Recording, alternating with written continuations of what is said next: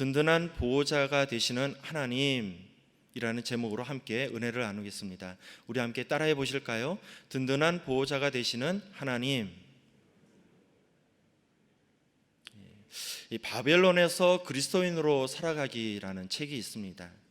이 책은 이 바벨론의 포로로 끌려가게 된 다니엘의 삶을 통해서 우리에게 교훈을 주고 있는데요. 이 바벨론과 같은 세상에서 그리스도인으로서 어떻게 살아가야 하는지를 잘 가르쳐주고 있습니다. 이 바벨론과 같은 현실에서 그리스도인으로 살아간다는 거 결코 쉬운 일은 아닌 것 같습니다. 이 때로는 다니엘과 같은 결단을 요구하기도 한다는 것입니다. 저희 장인어른께서 오랜 지병이 있으셨습니다. 재작년에 소천하셨는데요. 이 갑작스러운 아버님의 그러한 이 소천 소식을 듣고 제 아내는 홀로 이제 남겨진 어머니를 많이 걱정하게 되었습니다. 서로 이제 얘기한 끝에 우리 한 2년만 우리 장모님을 좀 모시고 살자라는 그러한 결론을 내게 되었는데요. 그래서 처가에 들어가서 이제 살게 되었습니다. 저희 처가는 오래전서부터 그 동네에 살고 있었습니다. 그래서 웬만한 가정의 가정사는 훤히 깨뚫고 있는데요. 그러다 보니까 제가 이사를 하고 나서도 제가 교회 목사라는 것을 동네 분들이 다 알게 되었습니다. 그러다 보니 생활하는데 적지 않은 불편함을 겪어야만 했었습니다. 저는 결혼한 지 어느덧 한 13년이 되었습니다. 결혼한 지 10년이 넘어가다 보니까 결혼 초에 샀던 이 가전제품들이 이제는 좀 이상 신호를 보내게 되었는데요. 특히 세탁기 같은 경우에는 이 세탁을 클리너로 갖다가 이 세탁조를 청소를 했는데도 불구하고 얼마 지나지 않아서 이 세탁하는 곳에 냄새가 좀 나더라고요. 그래서 알아봤더니 이 세탁조로 클리너로 갖다가 이렇게 아무리 청소를 하더라도 그 안에 들어가 있는 찌든 때까지는 완전히 벗겨내지 못한다고 합니다. 그래서 이제 사람을 불러가지고 그 세탁기를 완전히 분해해서 청소해 주는 분이 있어서 그분에게 이 세탁기를 청소해 달라고 의뢰했던 적이 있습니다. 그분이 오셔가지고 몇 시간에 걸쳐가지고 이 세탁기를 다 뜯었는데요. 그 안에 보니까 냄새가 안 나는 것이 이상할 정도로 완전히 찌든 때가 찌들어져 있더라고요. 결국 몇 시간에 걸쳐서 이 청소를 깔끔하게 해주시고 그분은 돌아가게 되었습니다. 이 상쾌한 마음으로 이제 그 다음에 세탁을 하려고 빨래를 돌리게 되었는데요. 이 세탁기 안에서 누수가 생긴 것입니다. 세탁을 하는데 물이 줄줄줄줄 흐르는 거예요. 그리고 새가 부딪히는 소리가 나면서 예전에 없었던 이 소음이 발생하는 것을 보게 되었습니다. 결국 이 누수되는 사진을 영상으로 찍어가지고 그분에게 다시 의뢰를 하면서 다시 한번 와서 좀 봐달라고 이야기를 했습니다. 자, 그런데 그분께서 얘기하시는 게 에어컨 청소가 너무나도 밀려있기 때문에 당분간 오지를 못한다는 거예요. 그래서 결국 서로 협의한 끝에 그 다음 주에 오셔서 이 세탁기를 봐주시기로 하셨는데요. 그분이 딱 오시자마자 왠지 기분이 좀 많이 상하셨던 것 같아요. 오시자마자 이야기하시는 게 원래 이래서 이 모델은 자기네들이 하지 않는데 고객님께서 약속을 했기 때문에 우리가 어쩔 수 없이 와서 이것을 하게 되었다라고 이야기를 합니다. 그리고 세탁기가 너무 오래돼 가지고 어쩔 수 없이 이 잔고장이 많이 있었는데 이것은 뭐 고객님들 이 감안을 하시고 좀 생각을 하셔야 되는 부분이다라고 계속적으로 이야기를 하시더라고요. 이런 이야기를 들었을 때 좀 마음이 좀 많이 좀 상했던 적이 있습니다. 결국 몇 시간에 걸쳐가지고 그 누수되었던 부분을 다시 뜯어서 다시 조립을 하셔가지고 누수되는 부분은 완전히 잡으셨는데요. 이 소리 나는 부분은 그분도 어떻게 할 수 없다라고 이야기를 하더라고요. 세탁기가 노후가 돼가지고 소리가 나는데 자신이 어떻게 하느냐는 것입니다. 정 고치고 싶다라면은 대리점에다가 이야기를 해가지고 거기에서 AS를 받으라는 것입니다. 자, 이 상황을 이 사건을 통해 가지고 제 마음이 좀 많이 좀 어렵다라는 생각을 하게 되었습니다. 세상 사람들처럼 큰 소리 한번 내가면서 조목조목 따져보고 싶다라는 그런 마음이 계속적으로 들었었는데요, 차마 그러지 못했다라는 거예요. 왜냐하면 저희 집 거실에는 십자가가 걸려져 있었고요, 저희 동네에서는 제가 목사라는 것을 너무나도 잘 알고 있었기 때문입니다. 아직 영성이 부족해서 그런지 이런 상황이 닥칠 때마다 제 나름대로 제 안에서 많은 갈등을 하게 됩니다. 과연 그리스도인이기 때문에 어디까지 참아야 하는 것인가? 성도이기 때문에 어디까지 양보를 해야만 하는 것인가? 세상 사람들은 중에 이런 사람들이 꼭 있어요. 이 교회 다니는 사람들, 이렇게 좀 약한 부분이 있기 때문에 그것을 악이용하는 사람들이 분명히 있다라는 것입니다. 자, 하루는 베드로가 예수님께 여쭈었는데요, 마태복음 18장 21절로 22절 말씀입니다. 그때 베드로가 나와 이르되 주여, 형제가 내게 범죄하면 몇 번이나 용서하여 주리이까? 7번까지 하오리이까? 예수께서 이르시되 내게 이르노니 7번뿐만 아니라 7번을 70번까지라도 할지니라. 예수님께서 베드로에게 말씀하시기를 7번만 용서하면 된다라고 말씀하지 않으셨다라는 것입니다. 7번을 70번까지 용서하라고 말씀을 하셨습니다. 즉 모든 것을 다 용서해 주라고 예수님께서 말씀을 주셨다라는 것입니다. 또한 예수님께서는 제자들에게 이렇게 말씀하고 계시는데요, 누가복음 6장 27절로 31절 말씀입니다. 그러나 너희 듣는 자에게 내가 이르노니 너희 원수를 사랑하며 너희를 미워하는 자를 선대하며 너희를 저주하는 자를 위하여 축복하며 너희를 모욕하는 자를 위하여 기도하라. 너희의 이 뺨을 치는 자에게 저 뺨도 돌려대며 내 겉옷을 빼앗는 자에게 속옷도 거절하지 말라. 내게 구하는 자에게 주며 내 것을 가져가는 자에게 다시 달라 하지 말며 남에게 대접을 받고자 하는 대로 너희도 남을 대접하라. 예수님께서는 원수를 사랑하라고 말씀하셨습니다. 너희를 저주하는 자를 축복하라고 말씀하셨고요, 모욕하는 자를 위해서 기도하라고 말씀하셨습니다.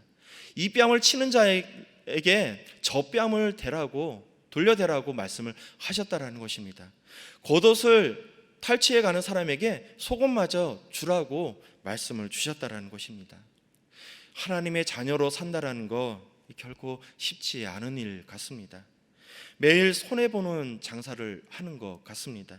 단지 하나님의 자녀이기 때문에 용서를 해야지 되고, 단지 하나님의 자녀이기 때문에 양보를 해야지 되고, 단지 하나님의 자녀이기 때문에 손해보는 것을 감수해야 된다는 것입니다. 자, 그런데 오늘 저는 이 본문 말씀을 묵상하면서 그동안 내가 참 어린애 같은 신앙을 가졌었구나라는 것을 새삼 깨닫게 되었습니다.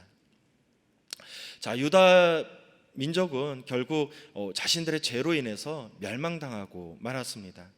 왜냐하면 그들은 우상을 섬기게 되었고요, 하나님 앞에 범죄를 했기 때문에 하나님의 심판을 피할 수가 없었다라는 것입니다. 결국 바벨론에 의해서 멸망당하게 되었다는 것입니다. 그들이 섬겼던 예루살렘 성전은 무너지게 되었고요, 유다 백성들은 바벨론의 포로가 되어서 끌려가게 되었다라는 것입니다. 사랑하는 성도 여러분, 유다 백성들은 바벨론의 포로가 되어 끌려가면서 그들은 무슨 생각을 했을까요? 이렇게 버림받고 마는구나, 이제는 돌이킬 수 없겠구나, 이제 모든 것이 끝났구나라는 그러한 생각을 하지 않았을까요? 그들은 끝났구나라고 생각을 했지만 그럼에도 불구하고 하나님 마음 가운데 유다에 대한 마음이 가득했다라는 것입니다. 그동안 우리는 예레미야서 46장에서 49장까지의 말씀을 통해서 유다 왕국 주변에 있는 9족속의 심판에 대해서 배우게 되었습니다. 여러분, 유다 왕국 주위에 있는 9족속은 왜 심판을 받게 되었을까요? 물론 하나님의 뜻에 벗어나서 범죄를 했기 때문에 그들은 심판받을 수밖에 없었다라는 것입니다. 그런데 그들이 심판받은 모습을 자세히 살펴보면은 이스라엘 백성들에게 행했던 죄로 인해서 심판받는 것도 포함되어 있다라는 것입니다. 애굽이 심판받는 이유에 대해서 하나님께서 조목조목 말씀하고 계십니다. 그런데 그 중에서 이 이스라엘을 학대했기 때문에 내가 너희를 심판하겠다라고 말씀하고 있다라는 것입니다. 또한 블레셋을 하나님께서 심판하는 것에 대해서 조목조목 말씀하고 계시는데요, 그 중에서 이 하나님의 백성을 괴롭혔기 때문에 내가 너희를 심판하겠다라고 말씀하고 있다라는 것입니다. 모압이 하나님께 심판받는 것에 대해서 이야기를 하고 계시는데요, 그들이 심판받는 것 중에 이스라엘이 적군에게 패했을 때 그것을 조롱하고 기뻐했기 때문에 내가 너희를 심판하겠다라고 말씀을 하셨다라는 것입니다.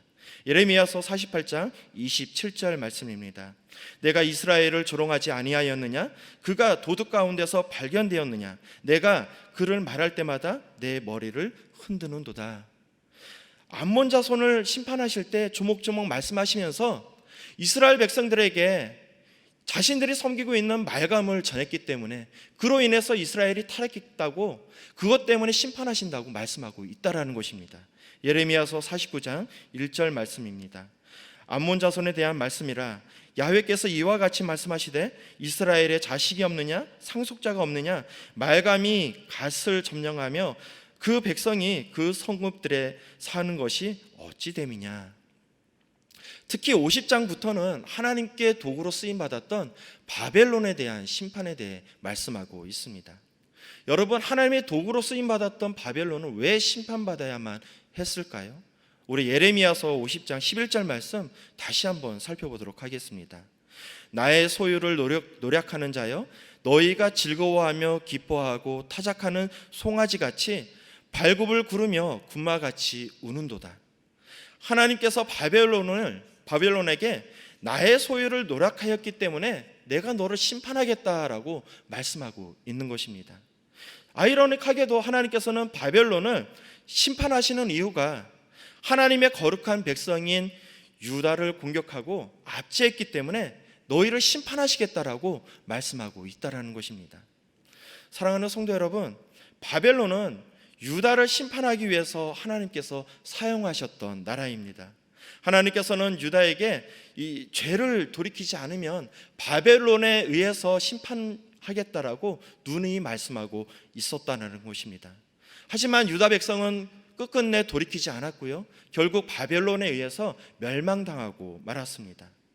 예루살렘 성전이 파괴가 되었고 그들은 포로로 끌려가게 되었다는 것입니다.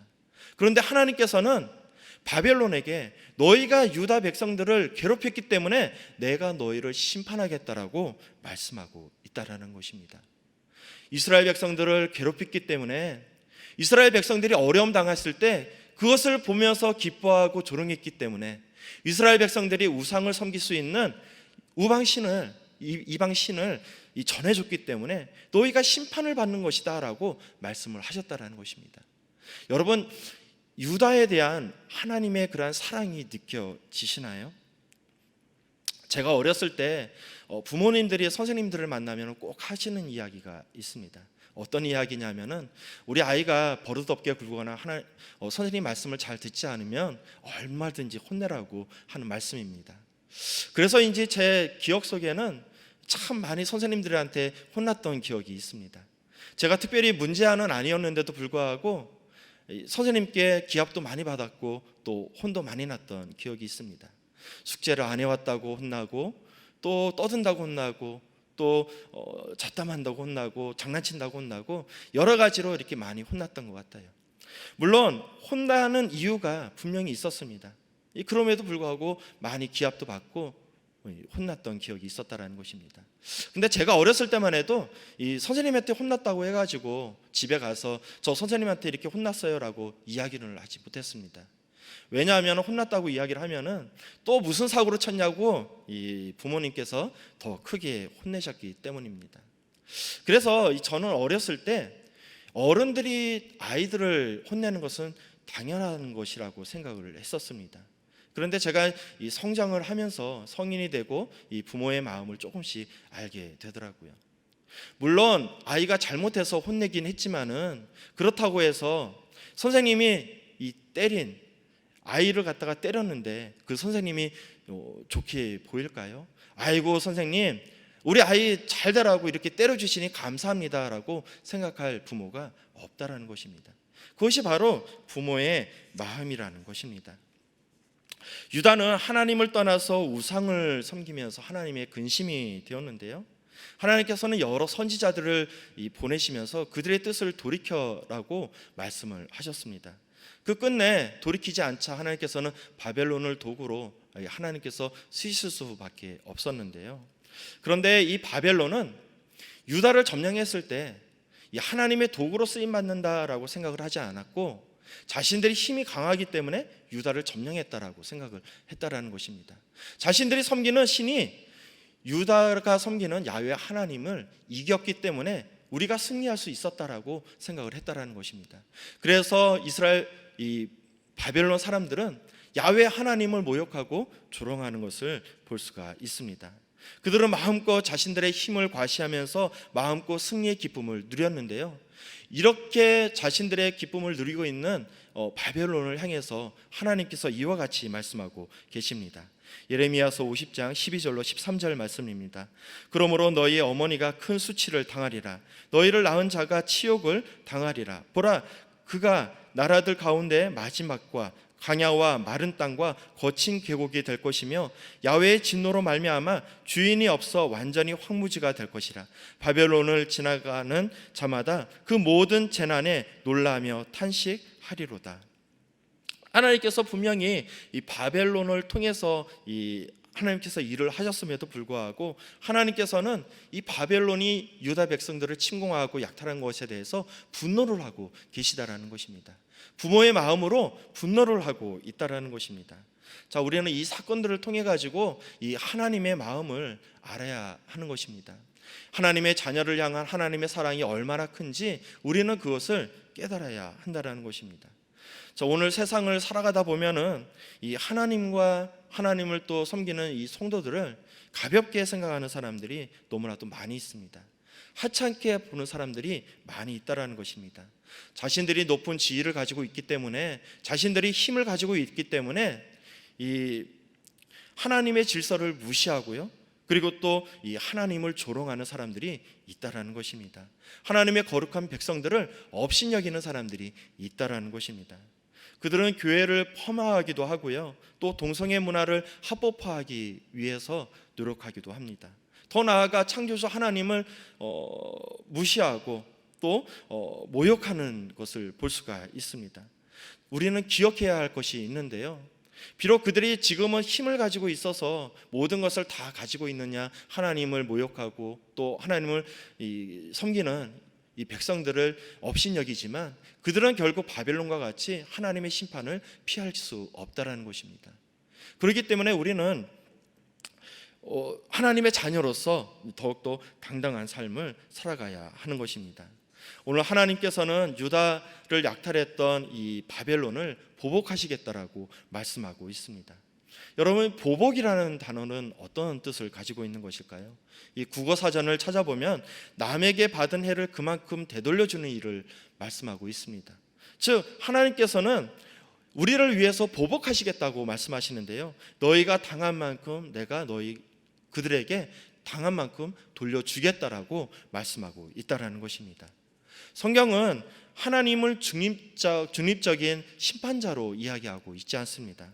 오히려 편파적인 하나님을 이야기하고 있고요, 또 보복자 되시는 하나님에 대해서 말씀하고 있다라는 것입니다. 성경을 살펴보면은 하나님은 언제나 이스라엘의 편이었다라는 것입니다. 고아의 편이었고요, 약자의 편이었고 또 약하고 억눌린 자의 편이 되어 주셨다는 것입니다. 세상 사람들은 언제나 하나님의 사람들을 대적하고 위협하고 있는데요, 그럼에도 불구하고 우리가 안전하게 살아갈 수 있는 이유는 무엇일까요? 그것은 바로 이 세상을 통치하시는 하나님께서 우리의 부모가 되시기 때문에, 우리를 보호하시기 때문에 우리가 안전하게 살아갈 수 있다는 것입니다. 하나님께서는 이스라엘의 대적을 멸하여 주시고 이스라엘에게 회복을 주시겠다라고 말씀하고 계십니다. 예레미야서 50장 18절로 19절 말씀입니다. 그러므로 만군의 야훼 이스라엘의 하나님이 이와 같이 말하노라. 보라, 내가 아수르의 왕을 벌한 것과 같이 바벨론의 왕과 그 땅을 벌하고 이스라엘을 다시 그 목장으로 돌아가게 하리니 그가 갈멜과 바산에서 양을 기르는 것이며 그의 마음이 에브라임과 길르앗 산에서 만족하리라. 하나님의 분명한 목적은 이스라엘에게 복을 주시는 것에 있었습니다. 패역한 이스라엘 백성들을 돌이켜서 그 다음에 예루살렘과 유대 땅에 다시 돌아가게 하셔서 그곳에서 하나님의 자녀로 다시 살아가게끔 하시는 것이 바로 하나님의 목적이었다라는 것입니다. 우리가 하나님의 백성이 우리가 이 소망을 가지고 살아갈 수 있는 것이 바로 이 부분인 것입니다. 비록 우리가 때로는 하나님의 뜻에 벗어난 삶을 살아갈 수도 있지만 그럼에도 불구하고 우리를 향한 하나님의 뜻이 징계가 아니라 심판이 아니라 회복에 있다라는 것입니다. 하나님께서는 이스라엘의 회복하실 것에 대해서 말씀하고 계시는데요, 그때는 이스라엘의 모든 죄가 없어질 것이다 라고 말씀하고 있습니다. 예레미야서 50장 20절 말씀입니다. 야훼의 말씀이니라. 그때에는 이스라엘의 죄악을 찾을지라도 없겠고 유다의 죄를 찾을지라도 찾아내지 못하리니 이는 내가 남긴 자를 용서할 것임이니라. 하나님께서는 죄인들을 구원하기 위해서 이 속죄의 길을 열어 주셨습니다. 그것은 바로 다름 아닌 예수 그리스도를 믿음으로 구원에 이룰 수 있는 것입니다. 우리의 상태는 여전히 이 죄악 가운데 있지만 그럼에도 불구하고 하나님께서는 우리를 의롭다고 말씀을 해주시는데요, 그 이유는 바로 예수 그리스도를 통해서 우리가 의롭다함을 받기 때문인 것입니다. 사랑하는 성도 여러분, 우리가 세상 사람들과 다른 것은 무엇일까요? 그것은 바로 우리에게 든든한 보호자가 있다라는 것입니다. 때때로 우리는 이 세상의 힘 앞에서 또 세상의 권력 앞에서 나약한 모습을 바라볼 때가 있다라는 것입니다. 아무것도 할 수 없는 무능력한 나를 바라볼 때가 있다라는 것입니다. 하지만 우리가 기억해야 하는 것은 바로 내가 누구냐라는 것입니다. 내가 바라본 나의 모습은 세상 앞에서, 권력 앞에서 아무것도 할 수 없는 나약한 존재로 바라볼 수 있겠지만 우리의 모습은 이 천지를 지으시고 만물의 주인 되신 하나님의 존귀한 자녀라는 사실입니다. 그러므로 우리는 하나님의 자녀로서 당당한 삶을 살아가야 한다는 것입니다. 하나님의 자녀로서 하나님 말씀을 마음에 새기며 하나님 말씀대로 사는 것이 바로 우리가 해야 할 일이라는 것입니다. 하나님의 말씀대로 살아가다 보면 이 때로는 손해보는 일도 있습니다. 때로는 억울한 일을 당할 때도 있다라는 것입니다. 양보할 때도 있다라는 것입니다. 하지만 그럼에도 불구하고 우리가 하나님 말씀대로 살아가야 되는 이유는 하나님께서 우리의 보복자가 되어주시고 하나님께서 우리를 대신해서 모든 것을 갚아주시기 때문입니다. 하나님께서는 유다를 학대하고 괴롭히고 조롱했던 열국에 대해서 죄가 없다라고 말씀하지 않으셨습니다. 하나님께서는 유다를 대신해서 그들을 심판하신 것을 바라볼 수 있는 것입니다. 비록 열국과 이 바벨론은 힘없는 유다를 조롱하고 업신여겼지만 하나님께서는 유다를 대신해서 그들을 심판하신 것을 바라볼 수 있습니다. 그러므로 우리 뒤에 계신 든든한 보호자 되시는 하나님을 바라보면서 하나님의 자녀로서 언제나 당당한 삶을 살아가는 여러분 되시기를 주님의 이름으로 축복드리겠습니다. 아멘. 기도하시겠습니다. 사랑과 은혜가 충만하신 하나님 아버지, 우리는 요즘 희망을 바라볼 수 없는 세상 가운데 살아가고 있습니다. 질병으로, 경제적으로, 신앙적으로 우리의 삶은 큰 위기를 맞고 있습니다. 하지만 이런 어려운 순간 속에서도 하나님을 바라보며 나아갑니다. 내가 산을 향하여 눈을 들리라. 나의 도움이 어디서 올까? 나의 도움은 천지를 지으신 야훼에게서로다. 우리의 도움은 오직 야훼 하나님께로부터 나옴을 다시 한번 고백합니다. 언제나 하나님 말씀을 붙들며 삶을 살아가게 하여 주시옵고 우리의 삶을 축복하여 주시옵소서. 매일 말씀으로 위로하여 주시옵고 매일 말씀으로 우리의 삶을 이끌어 주시옵소서. 그래서 매일 승리의 삶을 살아가는 우리가 되게 하여 주시옵소서. 우리 여의도 순복음 분당교회가 더욱더 성령으로 충만한 교회가 되길 원합니다.